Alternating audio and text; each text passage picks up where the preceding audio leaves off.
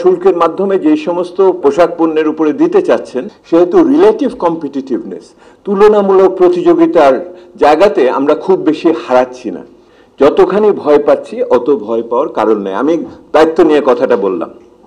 এবং এটার একটা বড় কারণ হলো যে সমস্ত impact they are going to put through their tariff, ওনারা শুল্কের মাধ্যমে যে সমস্ত আমাদের রপ্তানি বাণিজ্যের উপর পণ্য, আমাদের প্রস্তুত পণ্যের উপরে, পোশাক পণ্যের উপরে দিতে চাচ্ছেন, সেটা আমাদের যেই প্রতিযোগী তাদের উপরে পড়ছে, এইটা না যে শুধু আমার উপরে পড়ছে। সেহেতু রিলেটিভ কম্পিটিটিভনেস, তুলনামূলক প্রতিযোগিতার জায়গাতে আমরা খুব বেশি হারাচ্ছি না। ভিয়েতনামকে আমি বাইরে রেখেছি, কিন্তু লাওস, ক্যাম্বোডিয়া ইত্যাদির কথা যদি তুলি, ইথিওপিয়ার কথা যদি তুলি, তাহলে দেখবেন যে আমরা সেই অর্থে কোনো বড় ধরনের শুল্কের আঘাত আমি তুলনামূলকভাবে বলছি, এইটা আমাদের দেশে আসেনি।